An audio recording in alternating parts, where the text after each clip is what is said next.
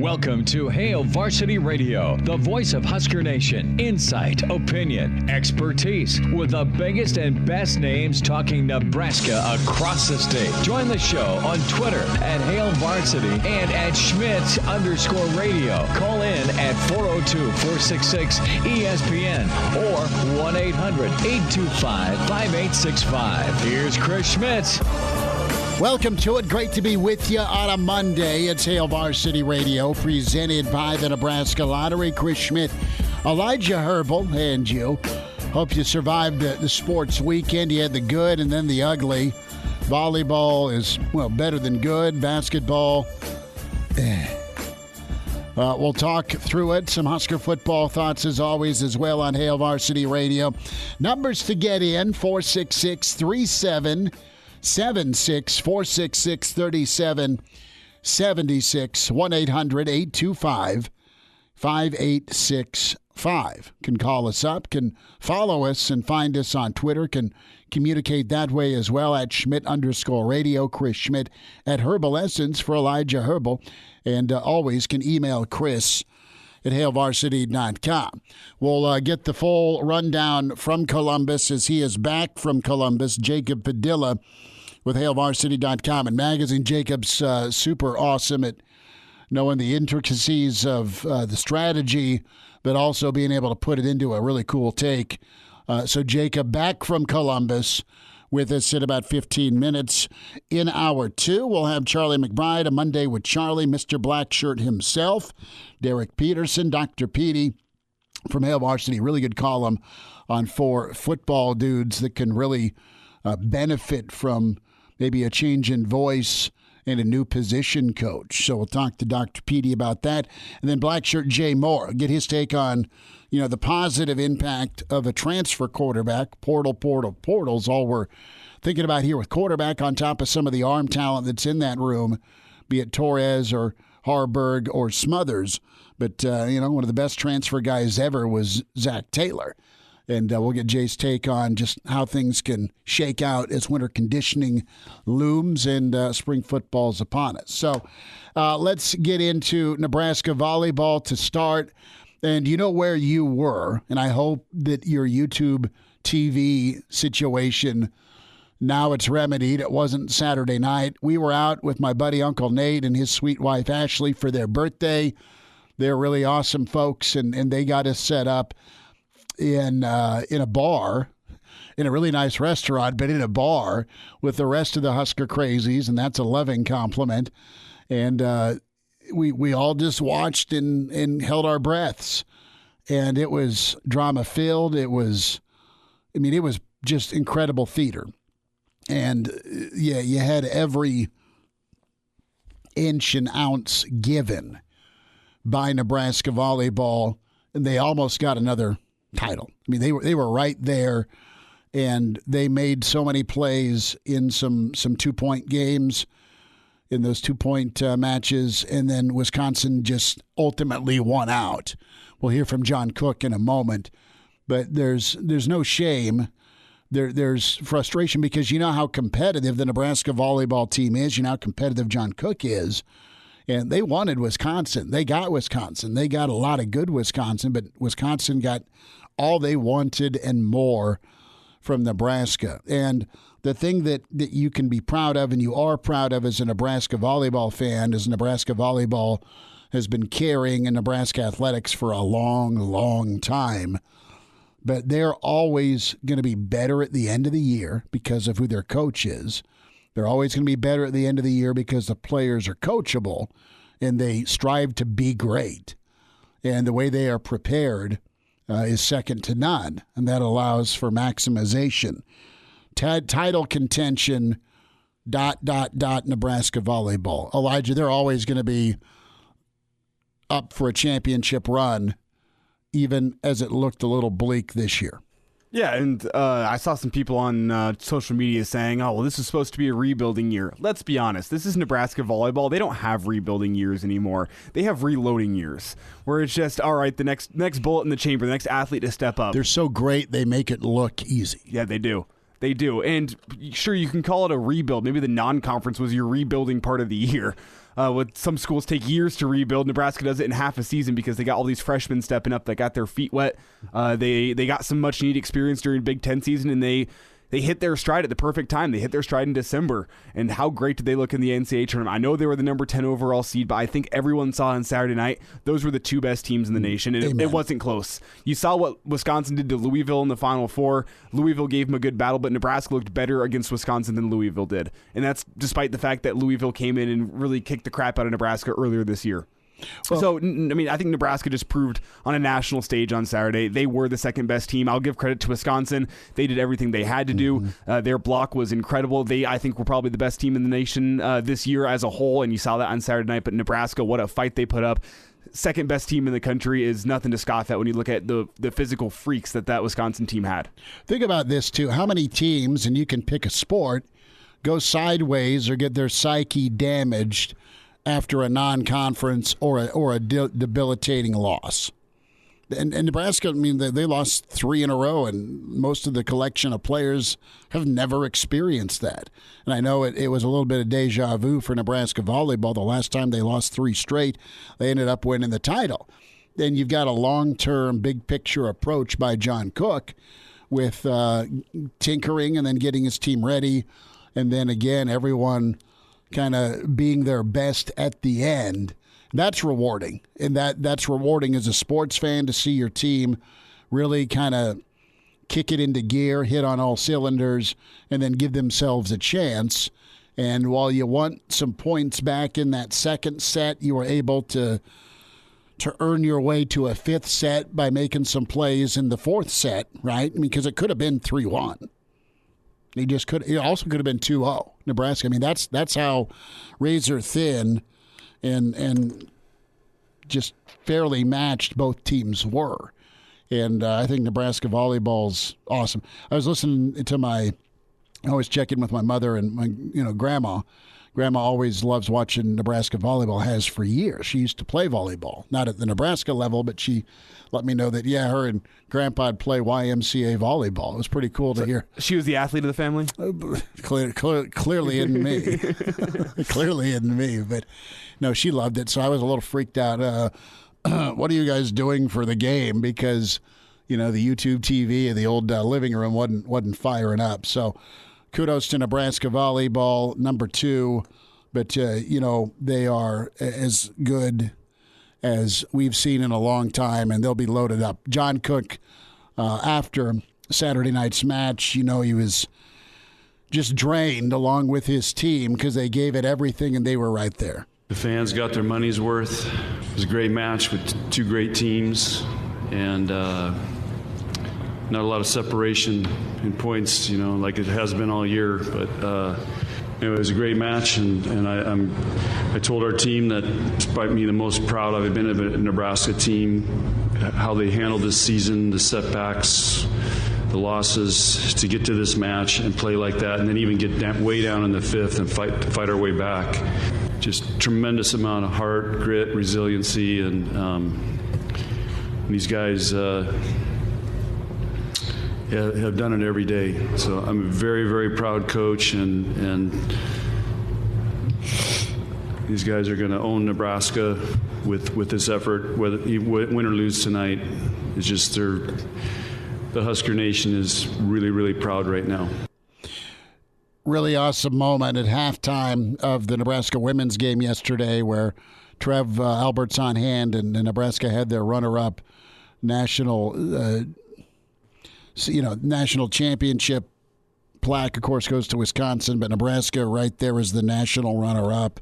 And you and I aren't into participation ribbons, but it says a lot to finish number 2 in the country in anything. And Nebraska routinely's top 5 money. And they were right. I keep going back to it. They were right there. They were right there against a team as good and deep and talented as Nebraska is. There's just some generational unfairness that Nebraska went up against because of the size and athleticism of Wisconsin's front line. Yeah, and you you could see Nebraska dealt with it well at times during that match, but then the momentum was on the side of Wisconsin for the first 7 points of the fifth set, and that's, in a fifth set, that's something you can't afford. That's a mistake that's going to cost you a national championship. For them to even get it within 2 at 14-12. Did it not feel like? I was like, watching that with Uncle Nate, and I'm like, maybe they got a shot. I still think if the fifth set was to 25, I know that's not the rules of volleyball, but if it was a normal set to 25, I think Nebraska more time. I think Nebraska was going to pull that set out if it was to 25. But that's the way the fifth set goes. You really can't afford to lose momentum in the fifth set. They did it, and credit to them for battling back when being down 7-0. That's a death sentence in volleyball. They could have rolled over. They didn't. Credit to them, but also credit to Wisconsin. We'll get more from Jacob Padilla. Going to go to basketball now, and we talk about the good and then the ugly. And for what you have with Nebraska volleyball, you have a complete 180 right now in Nebraska basketball with where they're at. Think of the movie Twins. Maybe some of you saw it in the theaters, where you've got this tall, muscular dude in Arnold Schwarzenegger, and then you have Danny DeVito. He's like 4'9". He's a little overweight, and he's not the nicest dude there is. That's what you have right now. Nebraska volleyball is Arnold. Nebraska basketball is Danny DeVito in the movie Twins. There's your contrast, and it's real. And it's too bad because you've got good kids on the basketball team.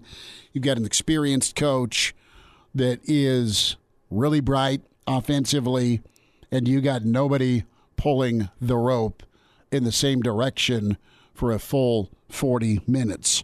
Hoiberg on the loss last night. You dropped one to K-State. You missed your final 18 threes. It's not, Elijah, that you missed your final 18 three-point attempts. It's that after a while, you kept taking three-point attempts when get to the rim, get to the free throw line. There are other ways to score, and easier said than done, but there's no Dikembe Mutombo or Patrick Ewan down there. Force K-State's hand. Nebraska didn't do it often enough. They just refused to drive. They're gonna try and look good shooting threes, and it's gonna be a continued losing streak. I pray that it's not Wednesday night against Kennesaw State, but now you've dropped 5 in a row. And it was one of those things where by the second half, every single time someone was launching a three, there were good looks. There were good looks in those 18, but a lot of non-good looks that ended up screwing things up, and here comes K-State in transition. But even the good looks, I didn't think they were going in. The players shooting him didn't think they were going in. They had that body language of just like, well, I got an open look. I better jack this thing. And then nobody in the arena thought it was going in. So why are you shooting it? It's what it is. It's why pick up ball. Dude, is what the offense is. And it's maddening where you can start off, you can build a 10-point lead, you can run the offense through Walker a little bit. You can kick out to Bryce, and he can drill a three. And there's some wonderful penetration by Verge that can finish at the rim. So, I hate to continue beating a dead horse here with it, but we ended up going yesterday, and it was just you're just waiting for it to stop working. You're just waiting on Nebraska basketball to revert back to what they are. And either they're a team that is not coachable or they aren't being coached. There is no repercussion. And my theory on that is this: either Fred doesn't want to hurt feelings, or it's just not in his personality to lower the boom on anybody. He'll get upset, and he has passion and he has conviction with what he wants and how he wants things done.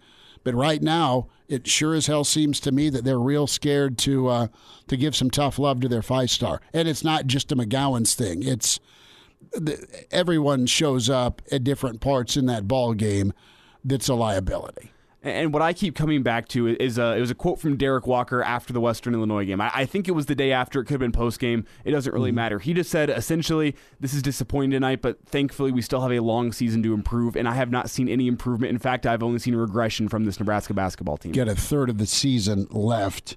And, Fred was asked here about the adversity and if guys were trying to do too much. Yeah, at times I think so.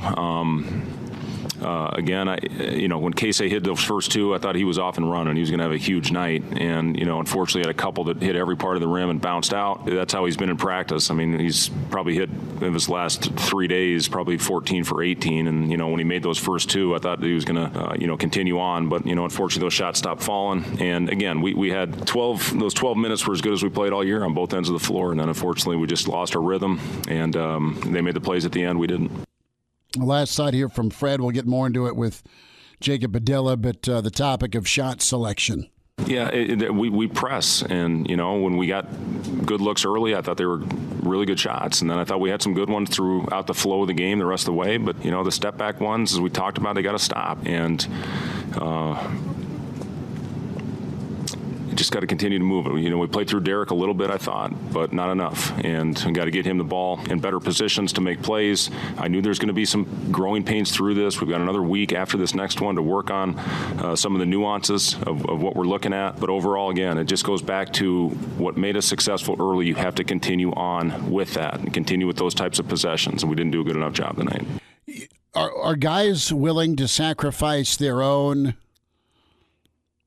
individual success to win, is my question? Or maybe they think they are going to be the solution by jacking up another three. Maybe they'd come back and say, look, I am shooting threes to score.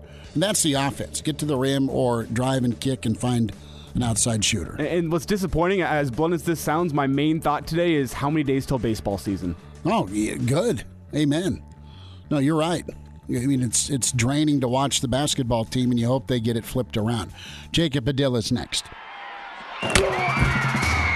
Hello, listener. Hey, it's Chris Schmidt with Hail Varsity Radio, and I wanted to let you know about a special deal just for listeners of the Hail Varsity Radio Show podcast. We're offering $10 off the annual subscription price of $29.99. That means that you, for less than $20, can get everything we do. 10 issues of our monthly magazine, our annual football yearbook, and all the premium content we produce at HailVarsity.com. Just go to HailVarsity.com/subscribe and enter in the promo code GBR for $10 off a full year of Hail Varsity. That's HailVarsity.com/subscribe, promo code GBR.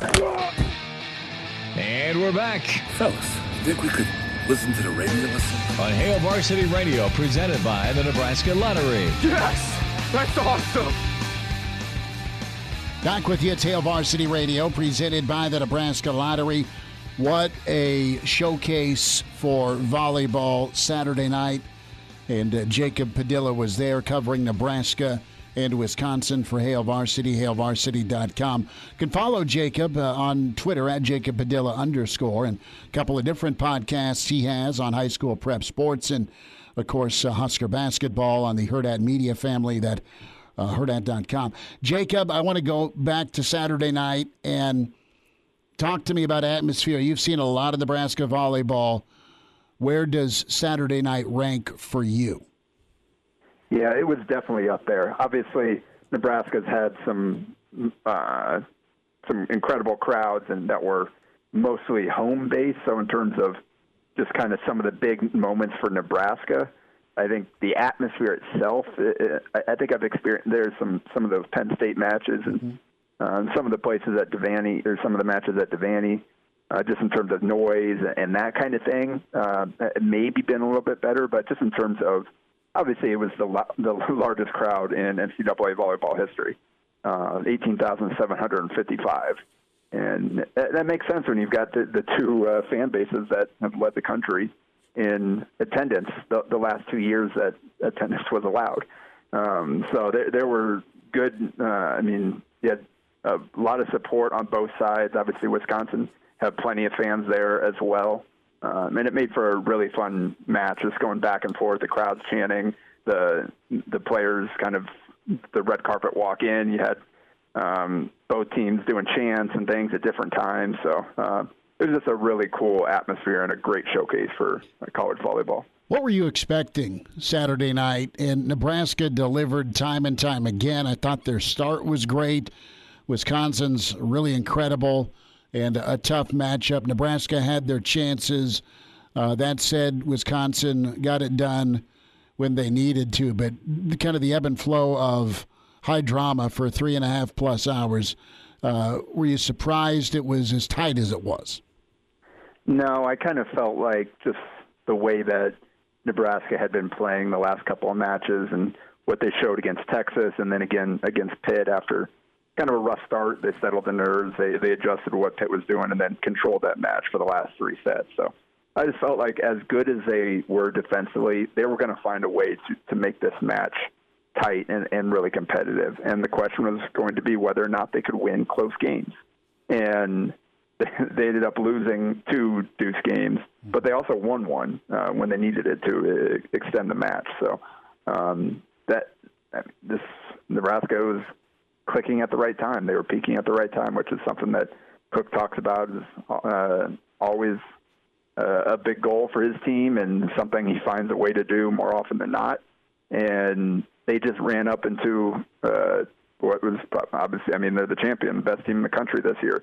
Just with the size, the experience, having 5 extra like COVID year seniors on the team, 4 of which were starters.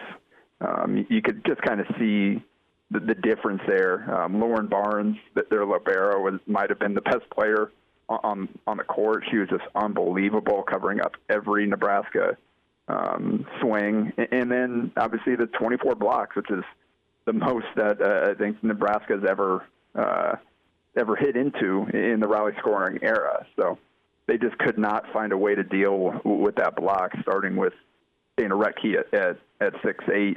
You had Anna Schmidt there at 6'9".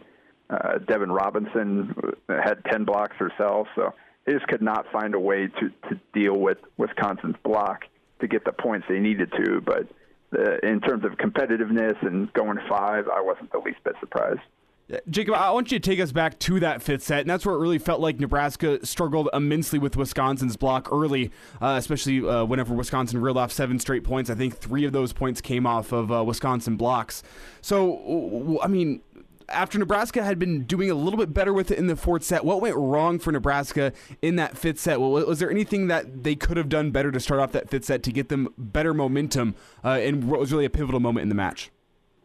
Yeah, and Cook said kind of like in hindsight, maybe he should have went with a different rotation that would have allowed them to get out of that easier. He decided to go with his best servers and judge their start in the rotations that allowed him to get his best servers out there because he thought that was going to be the way for them to win, is just to serve Wisconsin out of system. Unfortunately, Wisconsin handled the serves early on, and then Nebraska just could not find a way to get out of that rotation to score points. And, yeah, I think Rob Anderson, the Creighton SID, had the stat that after those 22 blocks or whatever early on, Nebraska went 42 points without a block. And then Wisconsin had 2 in that 7-0 run. And there were a couple attack errors by Nebraska. That was a combination of poor setting, or maybe they were worried about the block and just missing, or just a poor pass leading to a tough set to where Nebraska was kind of hitting into the block that was already there and didn't really have another choice.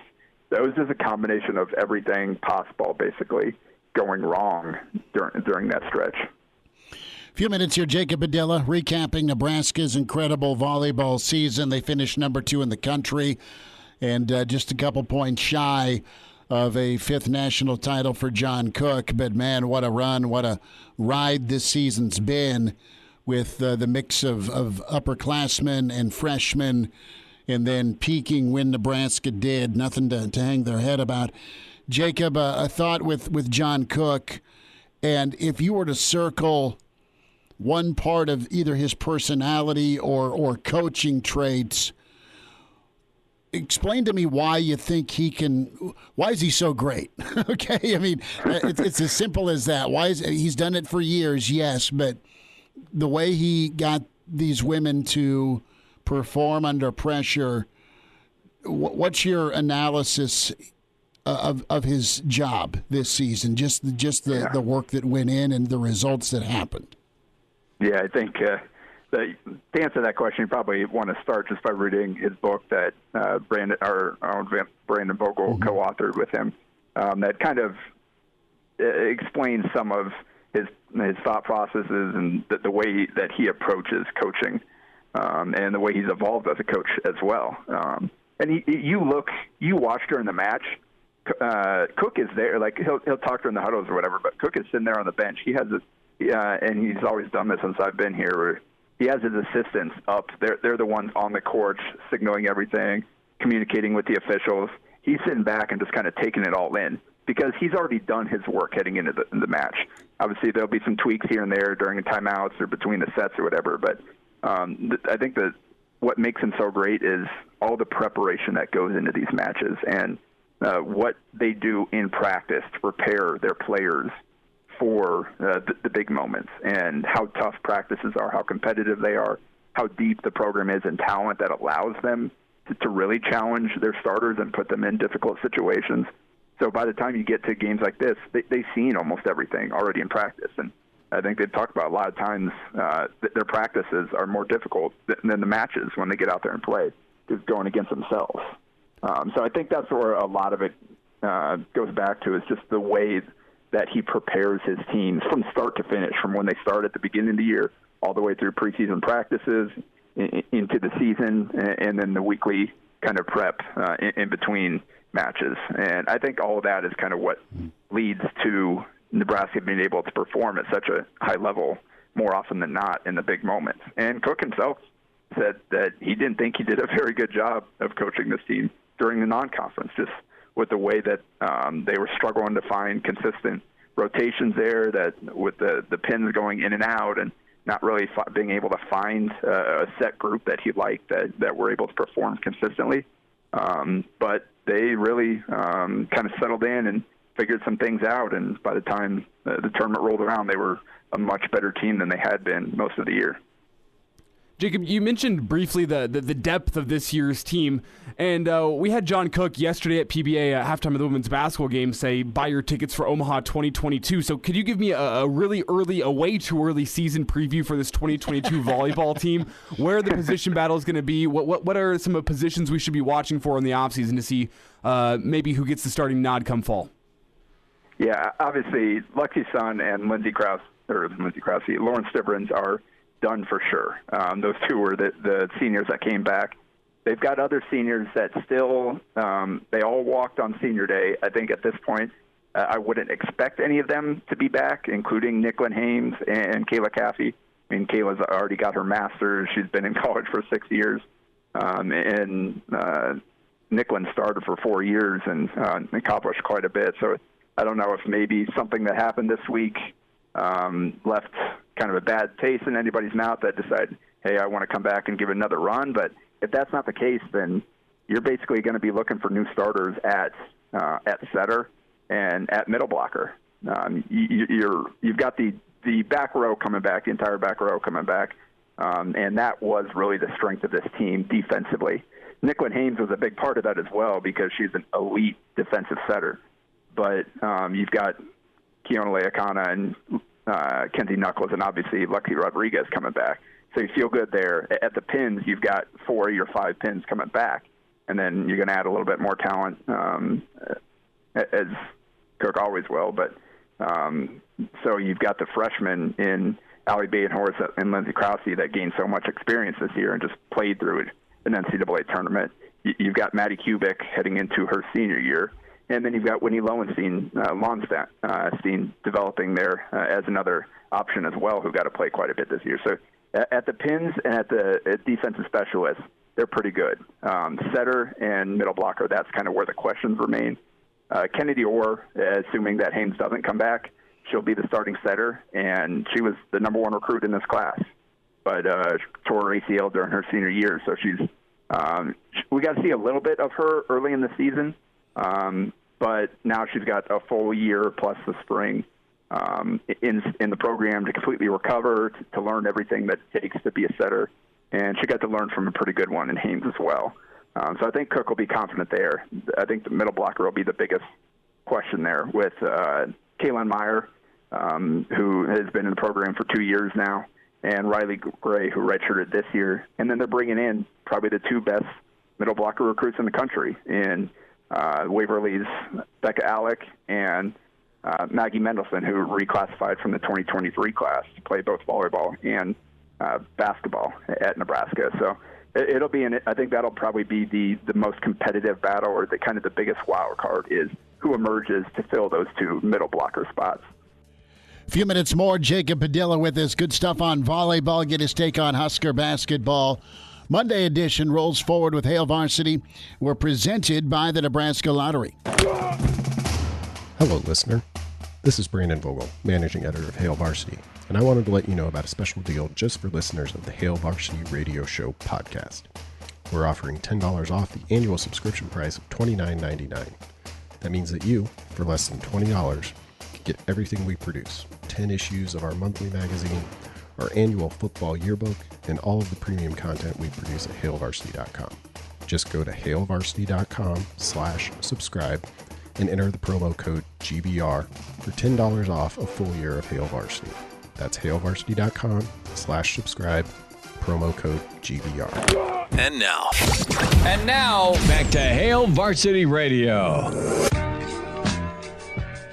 Jacob Padilla is with us, Hail Varsity Radio. Jacob, going to go to basketball. We won't keep you too much longer, but tough loss for Nebraska against Kansas State. K-State hadn't won a road game against a Power 5 squad in the non-con since 2017. Nebraska squandered a double-digit lead. Is this team coachable? I ask that because Fred talked all week about more control. The team gets off to a decent start, and they either stop listening to him or just go rogue for the sake of going rogue. So I'm going to flip it around. People can get on the coaching staff and the game plan, which I get it. They're the adults. But ultimately, is this team coachable? Because it's the same movie here. That's the question. And oddly enough, I was trying to stream the game on my phone in the car on our way back from Columbus, and I got to see the good start. I think it was 24-17 was the last I saw, and then I lost the connection, feed cut out, and so I missed basically that entire last 7 minutes of the first half or whatever it was. Good for you. So I managed to miss kind of when things fell apart and what happened at that point, and I haven't got a chance to rewatch this yet. So I don't really know what happened. It's really unfortunate. I thought they did play pretty well early on, and the ball was moving, but also they were hitting shots, and that's a big thing because they missed 18 straight after that 5 for 10 start. Yeah. So that was a huge part of it, and that's the biggest problem with this team is they can't make shots right now. And I don't know exactly what happened there when talk about coachability and when things started to go wrong. Like what happened there in terms of what the coach wants versus what the players are doing.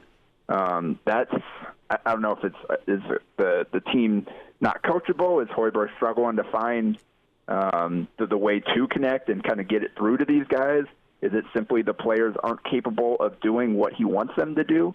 That's all those are kind of possibilities right now as we see this stretch of really, really poor basketball play continue with 5 straight losses now, and that was really their best chance at a high major win heading into the Big Ten, where you look at the first half of conference play, that is going to be really rough. Kansas State is probably the weakest team in terms of high majors. Obviously, you got Kennesaw State coming up on Wednesday, but that was their best chance at a win against another high major team until maybe second half of conference play, if that. So that was a big opportunity ahead of them, and obviously it went very poorly despite the positive start. So I don't really know at this point what they can do, what they need to do.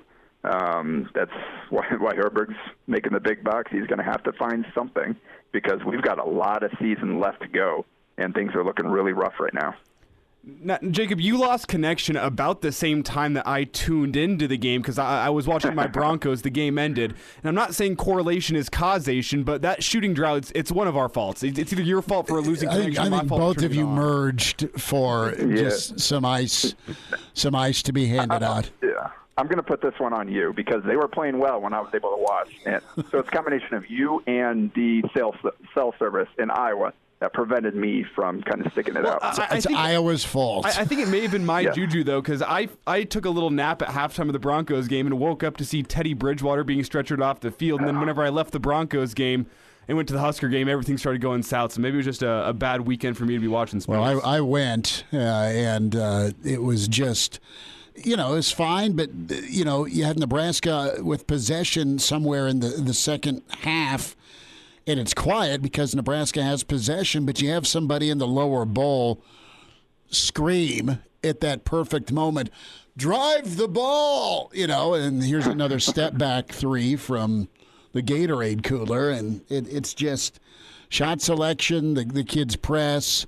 There is talent, but it's like you don't go through Walker anymore. You refuse to drive, and I think Bryce McGowan's is super gifted. Another award for him with Freshman of the Week, and I just don't know that dynamic, Jacob, with. How can you pull him and sit him? He's not like the problem. I'm just saying, no. You've pulled Verge, you've pulled Wiltshire, you've pulled everybody. If they've at some point you've had enough and you sit them, right? Well, yeah. At this point, I think Hoiberg would be doing a disservice to Bryce to continue as is. He's got to coach him. Yeah. There's a lot there to work with. But he's not playing good basketball and hasn't been for a while now. We've seen an occasional flash, but things just aren't working right now. You got to sit him down, talk through things with him, and figure out a way to put him in better situations. Because there should never be a time where he's taking 8 threes and 6 twos. It's just not going to work right now. His three-point shot just has not translated at the collegiate level. He's shooting like 21% on the season. So that volume has to drop until it starts falling at a better rate. And he's got to find a way to use his other tools, his other strengths. Because right now, Hoiberg promised to bring him in here and showcase his ability.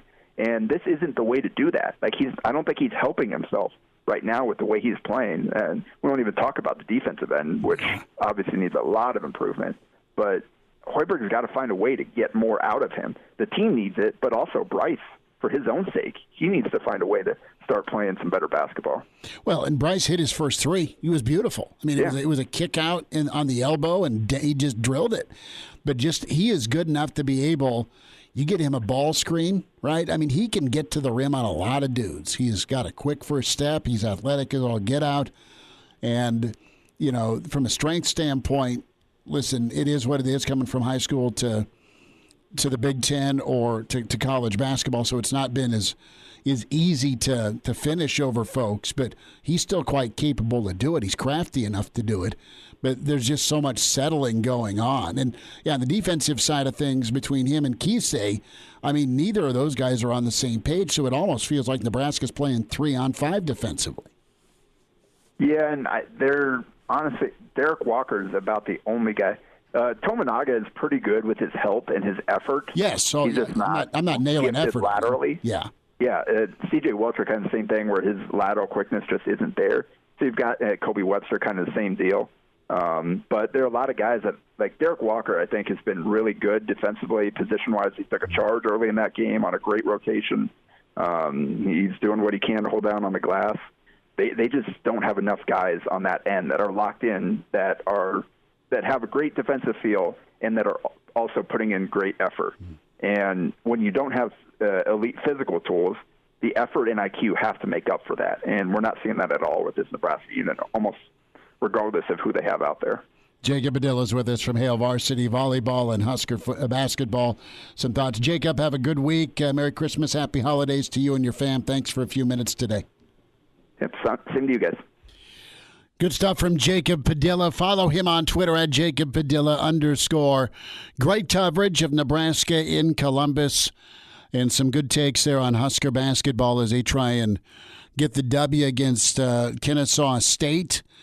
We'll check in on the putting green. What a 1-2 punch here. Next segment, old Charlie and Tiger doing some work. Father-son, that was really cool. Oh, you mean Tiger and Mini Tiger? Yeah, mini-me. Yeah. Get the pinky Incredible. ready, right?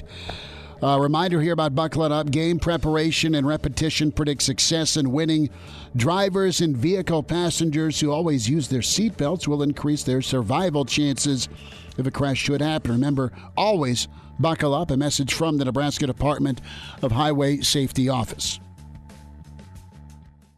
And now, back to Hail Varsity Radio.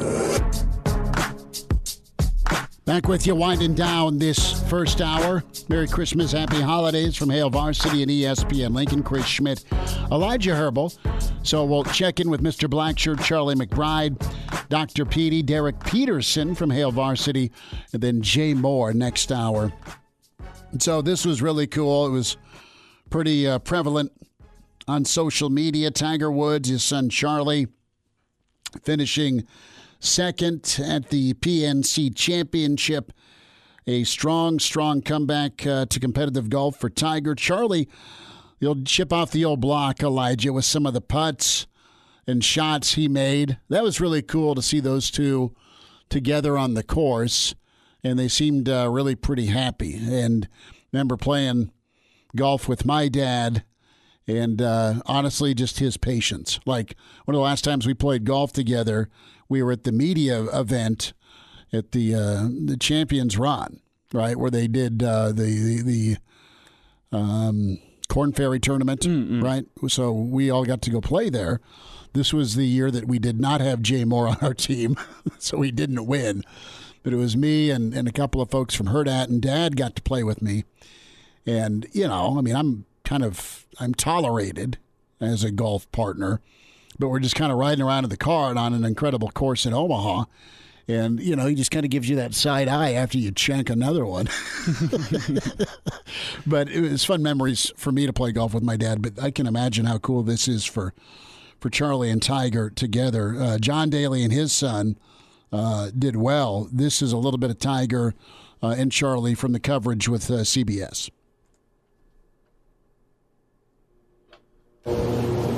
Look at this. He's got it right on line if it's far enough. Oh, what a shot! Unbelievable! That's the best we've seen here so far today. So one of those putts that dropped in, and he looks just like Papa Bear as he kind of raises the putter and walks towards it as it's going in. Tiger, some reaction about being able to share the course during the weekend with his boy. The fact that I'm able to have this opportunity this year, even a couple weeks ago, we didn't really know whether or not I'd be doing this. But here we are, and we had this the best time ever. And he and I out there. So we'll head to the final cut here, Elijah, here when it comes to a little bit more from Tiger on being able to play with his boy. Good morning, ladies and gentlemen, and welcome to the 2021 PNC Championship. This is the 9 o'clock tee time. Please welcome to the tee from Jupiter Island, Florida, major champion and World Golf Hall of Fame member, Tiger Woods. The first tee at the Ritz-Carlton Golf Club in Orlando, a scene we thought we may never see again. Tiger Woods back in a tournament less than 10 months from a serious car accident. Shooter McGavin, Tiger Woods. That's also been on Twitter this weekend. See, I was honestly a little bit more scared watching Tiger and his son go because, like, it made fatherhood look cool. And not that I don't want to be a father, but I'm like, man, that fatherhood thing, that looks like a good time, and I need to stay away from. I just shut it off at some point. I'll say this, like taking junior golfing over the years, and he has such a baseball mentality, so he doesn't keep his feet still. So there's footage out there of him shanking stuff into the drink at Wilderness, you know, and him just getting frustrated. We'll calm him down. I plan to take junior golfing at some point, get him into it as he grows up. Now, I can't talk the wife into it. Coach McBride's on the way, hour 2 with Hail Varsity. Pardon the interruption, but I'd like to save you some money. Hey, it's Chris Schmidt with Hail Varsity, and I wanted to offer listeners of this podcast $10 off the price of an annual subscription. That means that you, for less than $20, can get everything we produce. 10 issues of our monthly magazine, our annual football yearbook, and all the premium content we produce at HailVarsity.com. Just go to HailVarsity.com/subscribe and enter in the promo code GBR for $10 off a full year of Hail Varsity. That's HailVarsity. HuskерNation.com/subscribe, promo code GBR. Hail Varsity Radio, the voice of Husker Nation. Insight, opinion, expertise, with the biggest and best names talking Nebraska across the state. Join the show on Twitter at Hail Varsity and at Schmidt_radio. Call in at 402-466-ESPN or 1-800-825-5865. Here's Chris Schmidt. Welcome to it. It's Hour 2. It's Hail Varsity Radio, presented by the Nebraska Lottery. Chris Schmidt, Elijah Herbel. It's that time again, a Monday at 5, a Monday with Charlie, Mr. Blackshirt, Charlie McBride with us. Coach, Merry Christmas, Happy Holidays. You getting geared up? Well, same to you. Yeah, I'm still raking leaves. Well, at least it's burning and raking. You're burning and raking. I cut my time down though. Instead of being on an 8-hour shift, I'm on about a 3-hour shift. Well, whatever works. Do you have the tree up already? Oh, Jesus! I had that up. You get orders, and you go get it. See, and that's what's weird. We've had the same tree for 5 to 7 years anyway, and it's one of those. It comes 3 sections, and you can never find no plugs on them, and that's what we have. But it's just the two of us, so nobody ever comes where we live now. We won't ever see anybody, so we're the only ones that enjoy it. Well, hey, it looks good, and I'm sure it's scenic with kind of the shot of the McBride Christmas tree. If you're coming in off the water, I'm sure it's picturesque, Coach. Oh, I was bailing a boat out this morning at 6:30. Jeez, I bet. Well, I got one little paddle boat on shore that when it rains, it fills up. So. I get you. Well, that's good. At least the weather's okay for you. That's good right now. That's right. It is. Great. Well, signing day kind of came and went, Coach, and Nebraska added a few high school kids. They've got a few transfers, and there's some more in the works with, Nebraska trying to fill out their roster. I want to get your thoughts on, what you look for with either the junior college or if you get a guy that transfers in. You guys didn't do it often, but when you did add a JUCO kid, they were real big-time difference makers. Yeah, that's exactly right. And one of the reasons is because we needed that position. Mm-hmm. And, we were – I remember my first year there, we were short a tight end, and so we went to the junior college and so forth, and we've got some kickers out of junior college. So it's been it wasn't one of our. We wanted our program to be built on high school players, and the first players, of course, were the ones in the state. Mm-hmm. And I think the least we ever signed in the state was about 5 or 6, and. A lot of times our thinking on that wasn't so much, that they were from the state, but they were kids that we felt like could earn a scholarship. Any walk-on kids could earn a scholarship. And, we really for a while there, it was a little wild. And then as time got on, we got a little more organized and we had more. The weight room people came in and did some testing of all of our players, but they also tested the walk-on players. And some of them came to school just saying, well, I just want to try out. If I make it, fine. If I don't. And usually those kids just tell you because they want to go to school here. Mm-hmm. So, it isn't like, they're kind of on a little tour of duty by themselves. And so some of them would leave, but they'd stay in school. And you'd see the kids around all the time. But I think, it made for us. I think there's a couple of schools that do that. I think Iowa's one of them, of course. And you do it because where you are, and it's hard to recruit kids. It's better to take a player from the state than some guy that you don't know. You don't know what he's about, don't know a whole lot about him. You met him for a couple of weeks. The coaches are always the people that tell you something about them, and I had trouble with, being 100% believing what they say, sometimes. So it was easier in a high school situation. You could go talk to teachers. And, some teachers just had them in class. What kind of a person is he? Or some of the younger kids on the team that are freshmen or sophomores. And a lot of kids will say, he's great, he helps me and stuff like that. Well, when I hear that stuff, then I know that you're in the right boat at least. It's important to know that it's the same guy all the time when no one's watching, isn't it? Right, exactly. Well, let me tell you this. I had a foster child who was ended up being a very good football player. Mm-hmm. And his grades weren't that good, so we sent him to junior college. And at that time, I was in high school coach, and I didn't know a whole lot about it. But Taft College was, out in California, so we decided that he'd go out there and go to junior college, because junior colleges around Chicago don't have football.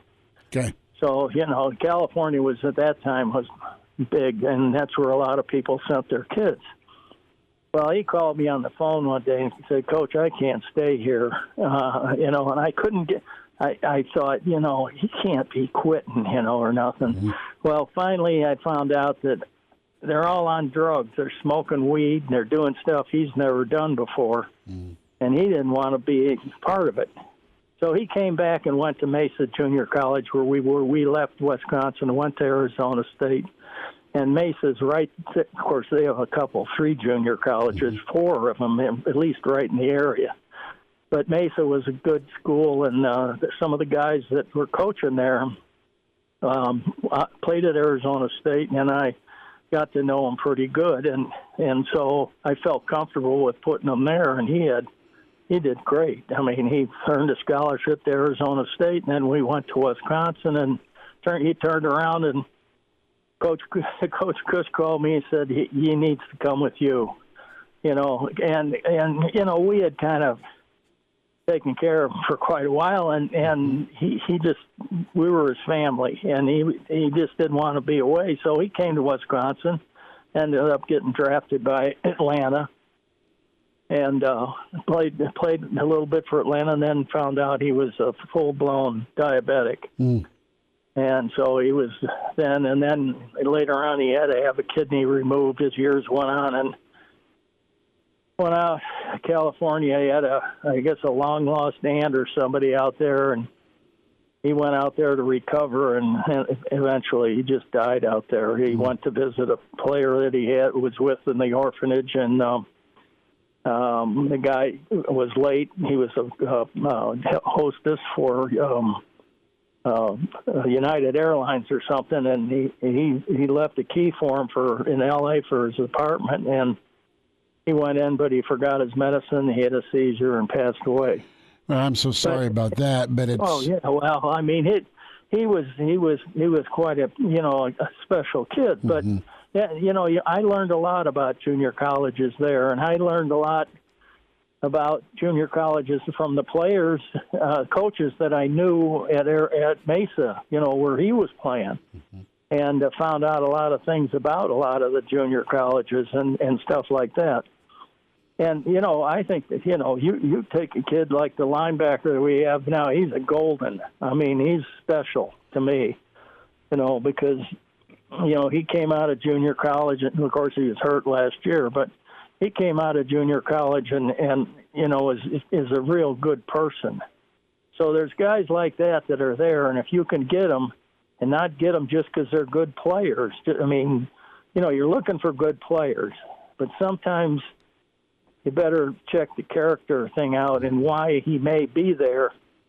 And if you don't find out, the whole story, then you got a problem. And, he can lead some of your down-the-liners astray on your team and turn into a cancer. Yeah, you got to do your background for sure. And you're right about Honus being big time for Nebraska, and that was a huge get. Charlie McBride's with us on Monday with Charlie. on Hail Varsity Radio. Coach, what are your thoughts here with the quarterback situation? Nebraska is going to have some arm talent in the room. You got a quarterback out of San Antonio as part of the recruiting class. You got a couple of kids that are still here, obviously. And then Nebraska's kicking the tires on just the portal. There's a lot of quarterbacks that go and are there. And you've got two examples that come to my mind. One is Zach Taylor, who was incredible for Nebraska. The other is Sam Keller. And, Sam ended up getting hurt. It just wasn't you didn't go 2 for 2 the last time Nebraska went JUCO at the quarterback. Right. Well, when you know something about them, that's a big difference. I mean, when you know something about the players, it's good. I know something. I live in Michigan. Mm-hmm. I know something about the kid over at East High School. And I'll guarantee you, if I was there, that kid would be on my team. And you'd be surprised what happens. You'd be surprised how hard the kids from Nebraska work and what it means to them. But yet, who knows where he's going to go or end up? There's a couple of kids in the state still that. There's one kid out that, I was reading a thing about a player that we made the Super State team that had 120 tackles that, and he's really a good student, the whole deal. And I thought those were the kind of kids that, those were the kind of kids we recruited. Mm-hmm. But I look at his size, 6'2", 210, and then I also, look at our linebackers and think, he might fit in with those guys at this point in time. There's just some things that I think that are, we lost the 3 best players in the state, mm-hmm. and when you do that, you're in trouble. And because now other schools they're going to tell other schools, don't go there and don't do this. We lost, I think, 2 kids, Stations. Mm-hmm. And a kid named Potter. We lost Stations to Iowa, and we lost Potter to Notre Dame. And his folks were in my office and said he had been to a private school, all his life, mm-hmm. and they'd want him to go to a Catholic school. And that was a family thing. And I said, I can't argue with that, Sure. So but losing kids. We had kids that came and walked on. They were mad at Coach Osborne for not giving him a scholarship. Derry Nelson, he came because he wanted to show Coach Osborne he made a mistake. Well, you had that edge. Coach, back to Noah Walters. He's so much fun to watch, Gatorade Player of the Year, and I know he's still kind of feeling things out, but I just think he's a winner. I think he can play ball. Yeah, winners are important. Yeah, they are. Winners are really important, and I'll tell you, I could go down the offensive line of ours and show you kids that walked on here that started for us mm-hmm. by the Groves. Yeah, you could. And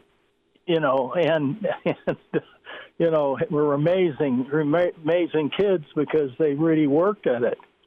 And, when you believe in them and they are kids that don't make mistakes, they'll play for everything. I mean, they really, it means something to them. That makes them a better player. Coach, we are close to a little bit of a holiday break with all the bowl games, so we won't talk to you until probably the first part of January. I want to get your thoughts here on the coaching job Nick Saban's done. And who do you like getting to that national title game? We've got Bama and Cincy, of course, Georgia and Michigan. What do you think here as we wind down the college football season? Well, I think the interesting game is going to be Georgia and Michigan. Mm-hmm.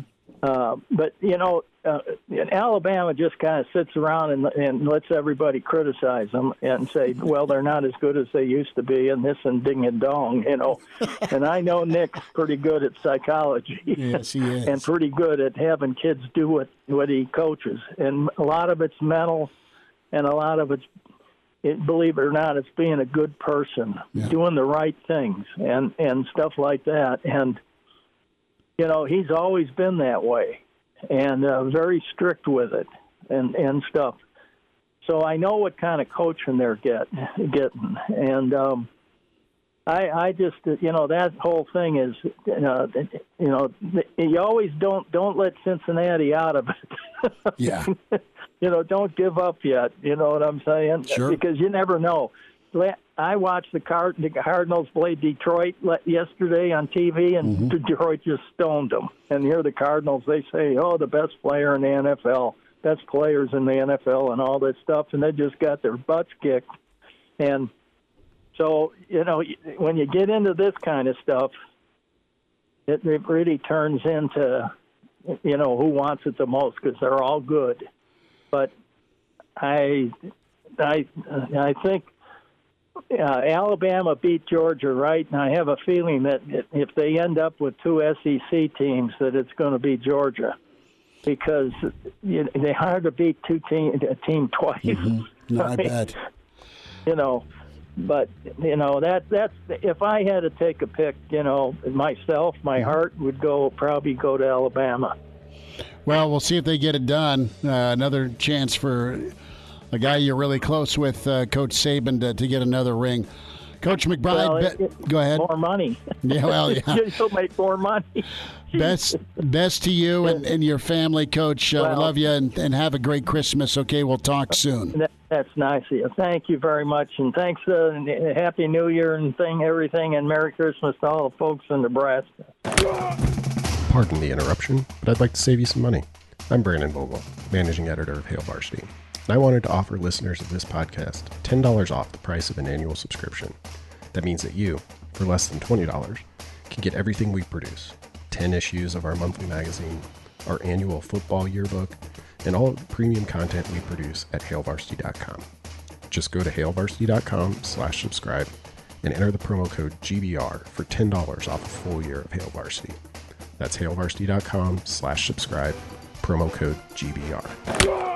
He's in his 30s, but sounds like he was born with a stogie in one hand and a brew in the other. Now, say my name. It's Schmitty on Hail Varsity Radio. I got the body of a taut, preteen Swedish boy. Oh, some awesome stuff by Coach McBride, specifically on Noah Walters. We'll get that up on the ESPN Lincoln SoundCloud.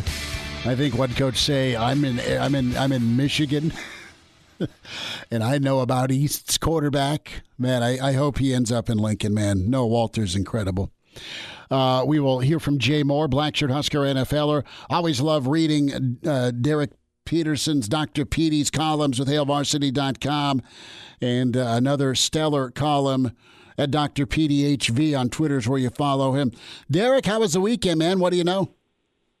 It was good. Oh, hey, I got to have a conversation with you about the scheduling here. You got Jacob on the show, and you got Jay on the show, and you got Charlie McBride on the show. I need a day where I can shine, not a day where I'm going to look like the fool of the bunch. Brother, there is no let me just say this. When we schedule, and we like to take pride in who we get and just daily going hard after it, there's no gimme segments, okay? So you're going to kill it because you always do it. That's why you get... I got to set my game up then. That's why I ask you on. Okay. No, you're fine. Right. You're fine. No, Jacob's back from Columbus. Bless his heart. His connection crapped out on him right as Nebraska basketball, started putting the blindfold on to shoot from three, which is good. Jay... It's basically a nightly occurrence at this point with them.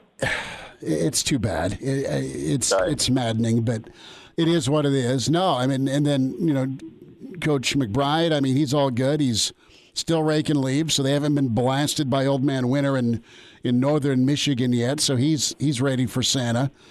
And you, I mean, look, man, you killed it here with some guys that could really, with a change of coaching or, a different voice.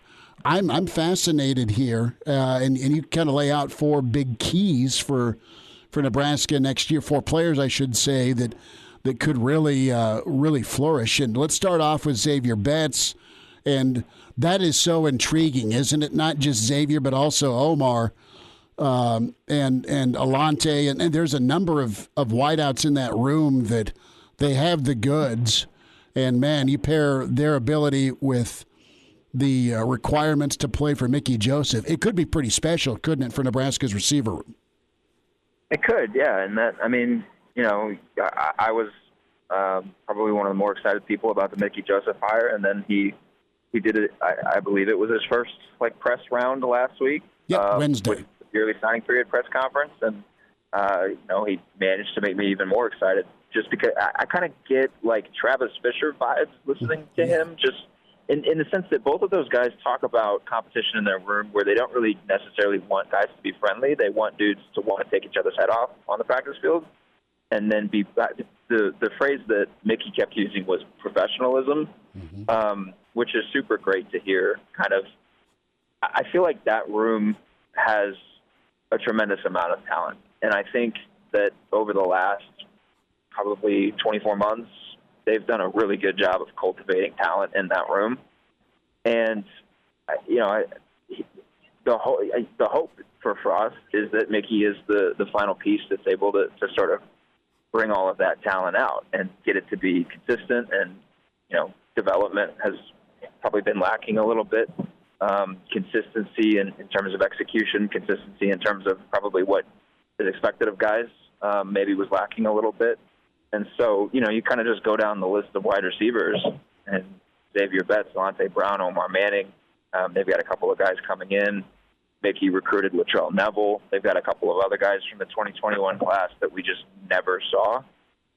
So I think, you know, for him to come in and talk about competition and talk about, you know, nothing is given, everything is going to be earned, and you guys are going to have to show up every single day. You guys are going to have to outwork every single one of your teammates. That's the way it needs to be. And, you know, there's just kind of a different tone than what has previously been the case. For some reason, a bunch of audio interview that I had on my recorder somehow ended up in my Apple Music library. And so randomly when I'm listening to music on shuffle, I'll get a random interview that pops up. And one from Troy Walters a few years ago popped up. And this is to say nothing negative about Troy Walters, but there's just a different kind of tone with the way that they talk about the wide receivers, the way that Mickey talked about the wide receivers. And I'm not sure if I can really kind of put my finger on it, but there's just a different tone. And I'm curious to see kind of what that leads to, because, you know, anytime there's a new coach, everybody is on level footing. And the piece of my column was, you know, you're going to have a new running back coach, you're going to have a new wide receiver coach, new O-line coach. So if that kind of mentality from Mickey Joseph sort of permeates throughout the rest of the offense, I think we could have some new names that we haven't heard for a while. Derek Peterson's with us here, Hail Varsity Radio. And Derek, for a wide receiver room that's seemingly an abundance of talent, can you explain the dissonance between that talent and the results on the field? It doesn't feel like any of that talent has ever really translated. I mean, when you look at guys like Xavier Betts, Alontae Brown, Omar Manning, it just feels like there's so much talent in that room that isn't being showed off on Saturdays. Is it quarterback play? Is it coaching? Is it scheme? You've seen glimpses, right? Yeah, you see the glimpses, and you see the talent. It's the offensive line. You got to have time to get those guys downfield.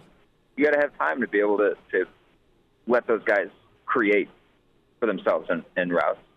You know, I think a little bit of it is consistency. Well, not I think. A little bit of it has been consistency. Guys have to be consistently available throughout the week, and that hasn't always been the case with a handful of guys. Guys have to be, you know, taking care of business in areas they need to take care of business, and that hasn't consistently been the case for a handful of situations. So, you know, you got to clean up some of the detail stuff there, but everything comes back to the offensive line. You know, your passing game can't really flourish if your quarterback doesn't have time or if your quarterback is constantly being flushed from the pocket. So, you know, I think they do have talent, and I think, you know, we haven't seen a great showcase of that talent. And I'm not ready to lay that all at the feet of a guy like Lubick. I think, you know, I've been saying this all season. I think the offensive line was the biggest problem with their season, and you know that has tentacles that reach out into every other part of your offense. Derek Peterson's with us, HailVarsity.com and magazine. His podcast, The Varsity Club, they drop on Friday, and it's a really awesome hour plus, most of the time, pod on all things Nebraska, Spotify, iTunes, Google Play.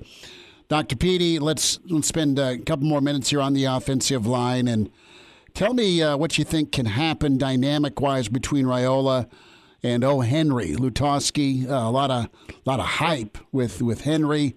You've also got some guys that have been here, and Ethan Piper, and we know Ethan's a guy that has played some football, but, man, maybe he can play some better football, and I know he's working at it. We talked to Kevin Williams Jr. last week as part of signing day, and I know he's a transfer, but, man, I like his upside. He's a hungry guy, and then Big Ted is getting better off of that ACL. But I've kind of gone down the list of some of the names, but to Raiola and Henry, how good could that be, in your opinion?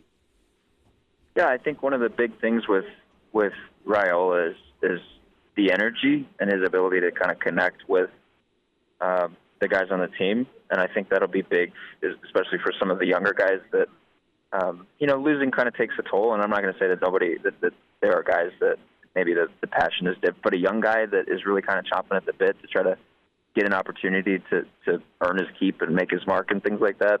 That guy's going to have some energy, and I would venture to say that Raiola can sort of capitalize on that, maybe harness it a little bit. Look, I think the offensive line competition is going to be incredibly interesting as we move into these next few months because,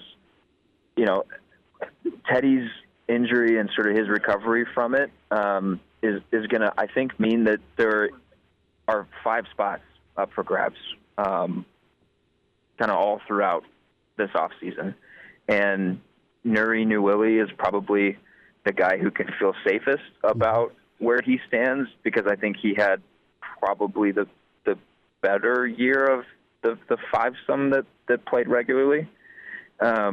With Sichterman gone, you're obviously going to have a competition over at the other guard spot. I think both tackle spots are going to be very, very much up for grabs. Kevin Williams and kind of how he fits in is going to be interesting because obviously he has starting experience playing at both guard and tackle at his previous spot. You mentioned Ethan Piper. I do think that Ethan is going to get another chance because we've seen him play good football. We've seen him play bad football.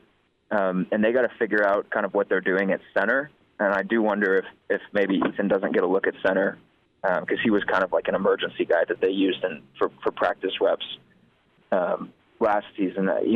So what happens at center, there's the potential that you move another guard over or you move somebody, and then, an opportunity at guard is opened up for a guy like Henry Lutowski, who he's still really young, but the frame, the size, sort of just the nastiness to his game, it makes for a really intriguing option, even though he is still super young. So I think, I think it's going to be really interesting to see how this offensive line competition kind of goes and what Raiola can get out of guys. Because I do think that, like, one of the upside plays with him is just his ability to connect with players and his energy for the position, being super excited about being at Nebraska with, all of the history that's associated with the Raiola family in Nebraska. I think that'll play a role.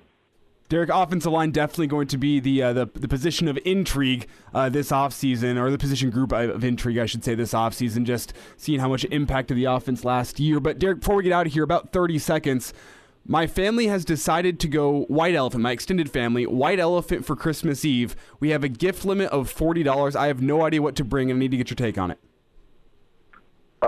Cards Against Humanity. Yeah. Okay.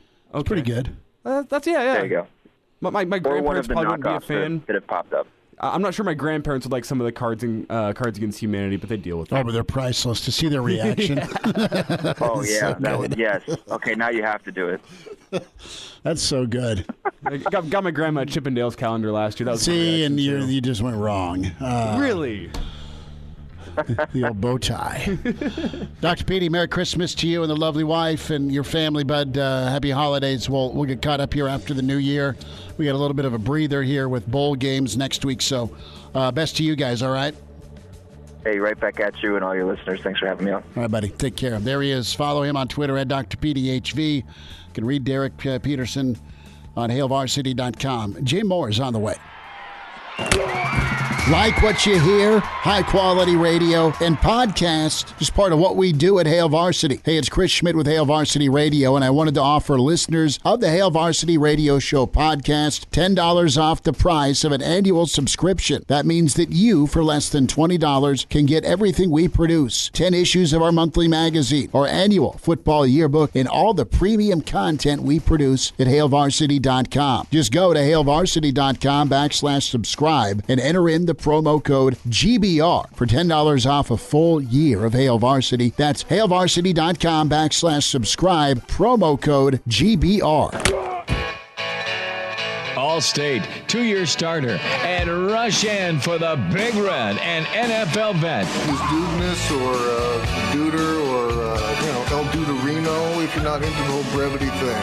It's Blackshirt Jay Moore with Hail Varsity Radio.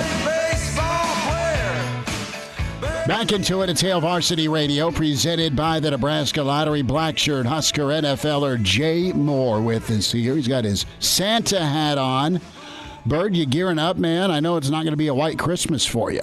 That's okay with me. I'll take no snow and the weather we're going to have, that's for sure. So might be able to sneak out for 18 holes before Santa comes to this week. Got to take care of some other stuff for that, but that's definitely on the back burner before Friday, that's for sure.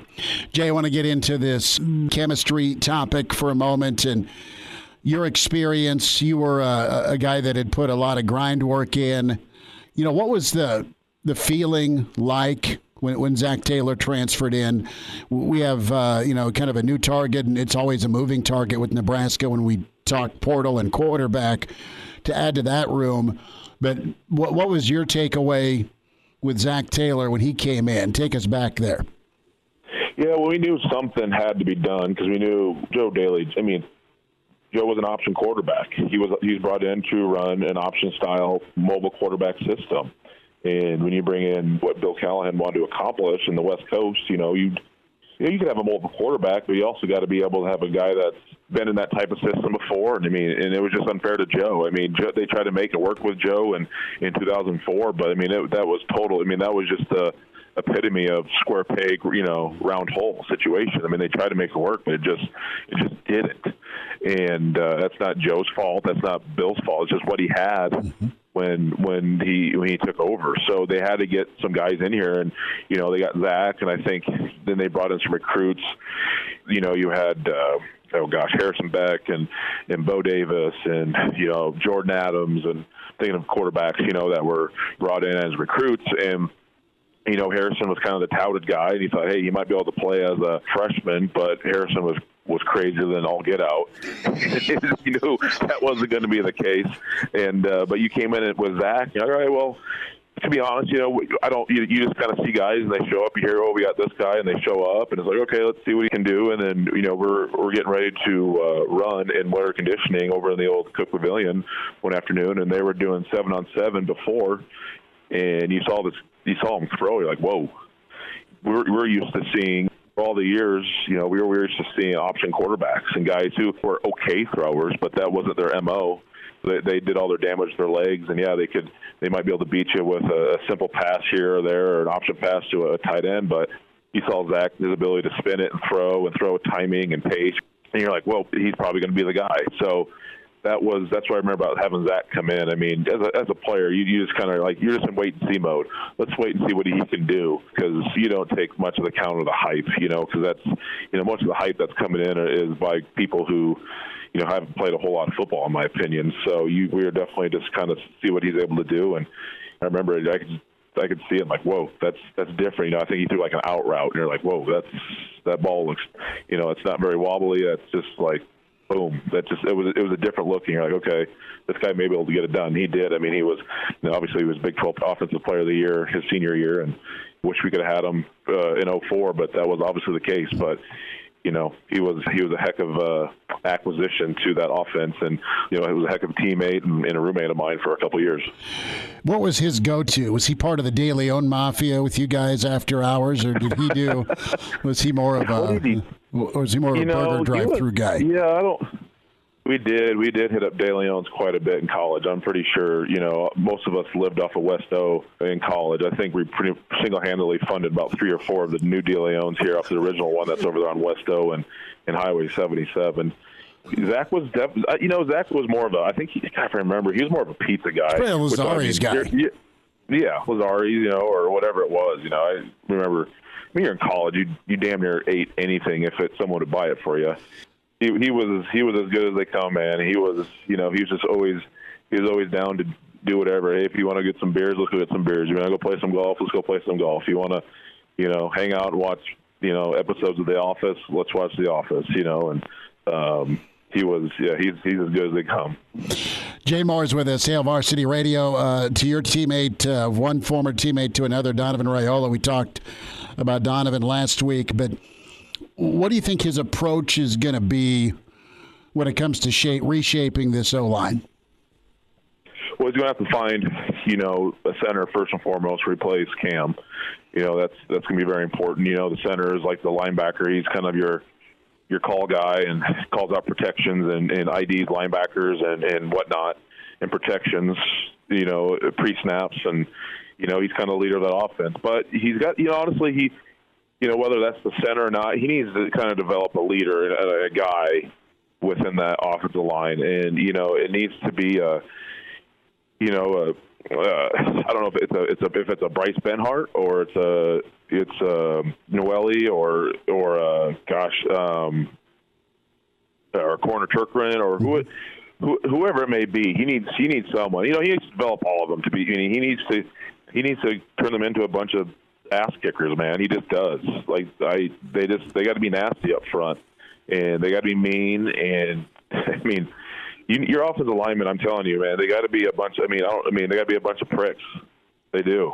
You got to be nasty. You can't be nice to play that position, and you got to develop them to be. Just flat out, just you get after it. And that would be my main thing is kind of you can be good guys off the field, but when you step in between those boundaries and those white lines, man, you got to become a different person, and that's what the offensive line needs, and that's what we had for many, many years. Those guys they were really good football players. Don't get me wrong. They're very talented, but they've had a nastiness about them. Just remember when I came in as a freshman, and then just the ass kicking that I got in. On scout team, just because they were on the field, they didn't give a damn. They were gonna give it to you. It didn't matter if you were, a redshirt freshman or whatever. They get after you. So I think they need a little bit of that. Jay, I think offensive line is the biggest position of concern for me this offseason. And when you talk about developing that attitude, is that something that can be changed? Can you instill an ass kicker, a mean mentality in these guys? Or does that more come down to recruiting and getting the right guys in terms of mentality into the program? You can develop it. I'm a pretty easygoing, soft-spoken person off the field, but you have to develop that switch. You got to have it, and you just got to be able to. You know what? I know we're friends off the field, but guess what? We're not. Once we step in here, I don't care if you're my roommate, whatever. You're not having your way. And I got in fights with friends on all the time in football field, but it just happens. That's part of the game, and that's part of getting better, and that's part of competing. So I think you have to kind of develop that a little bit and just say, hey, just because you kicked his ass for a couple plays doesn't mean that you don't like him.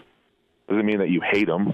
No, it means that you're trying to get better. You're trying to make him better. So I think that's got to get ingrained in that mindset a little bit, and that's very micro. But I think that's a decent part of their struggles up front.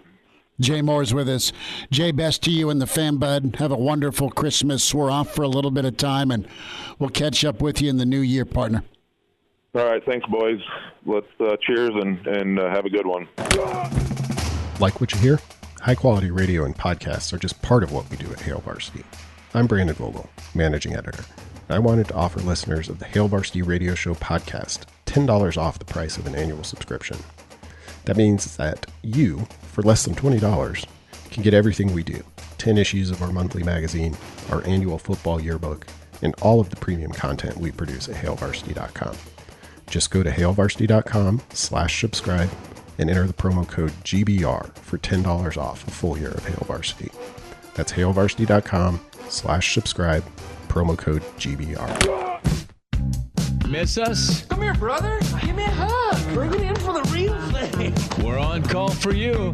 Catch the podcast at HailVarsity.com, the ESPN Lincoln app, or download them on iTunes. Saddle up, partner. Back to Hail Varsity Radio. One final time on a Monday. Tomorrow on the show, Mitch Sherman from The Athletic will dive in with Santa Kaz. Tuesday with Rick Kaczynski, and we are efforting another guest we will be happy to tell you about once we land him. So Kent emails in, ask Hoiberg if guys have toughness or you can actually develop it. What would his answer be? Well, Fred's got a presser tomorrow. You've just got to put a line in the sand from the get-go on what you'll allow and what you won't and what type of accountability. Here's the problem. If guys don't like being held accountable or told no, and stop me if you've heard this before, but in the world of basketball, you've got a lot of placation that goes on in all sports, right? You see it in youth sports. My kid doesn't start at third base. We're leaving the team. Coach has got it out for us. Not in every instance, but that's the BS that coaches and pick a level got to put up with. Work harder, get better, win the position. And if you're not doing your job, get benched, learn from it, go back in. It's simple. The problem is, what do you allow to happen? And what are you afraid to do because of an unknown reaction? Case in point, the next step back three. This is on Twitter. You have parts of PBA booing your 5-star. And they should have, because it was another stupid shot. And he's not alone in taking questionable shots. Why is he doing it? Is it to showcase his draftability in the first 10 picks? Or did he want to hit a stick of three to get his team back in it? Well, both, probably. Got to show that I'm NBA dude, and I got to show that maybe I can spark something for our team. But the next quick three I see is when there's no flow to an offense, and it's one thing if you're down and you're trying to make something happen. But a lot of times, Nebraska gets off the yellow brick road, and it's a stupid shot while you're ahead, and then it leads to recovery for Kansas State. It leads to recovery for NC State. It leads to recovery for Indiana. When you're up double digits on all three of these teams. Time and space. Live it. They don't. There's no repercussion. I guarantee you. There is fear in that coach's office about repercussion. Well, if I bench my 5-star, or if I bench my transfer, or if I bench my international player, well, how are they going to take it? And could they shut down? To me, that's my 1,000-foot view here on this basketball team. Is there's a bunch of dudes that shut down when you're not front running. That's your problem. Saw a video today, this kid pulling out a basketball move, and Kevin Durant responded by saying, "This expletive stinks." When somebody responded, "He's just a kid," Kevin Durant responded to that person and said, "It's about habits, man." Oh, yeah. Well, and you got a lot of brutal habits. Back at you Tuesday. Thanks for tuning in. A Hurrdat Media Production.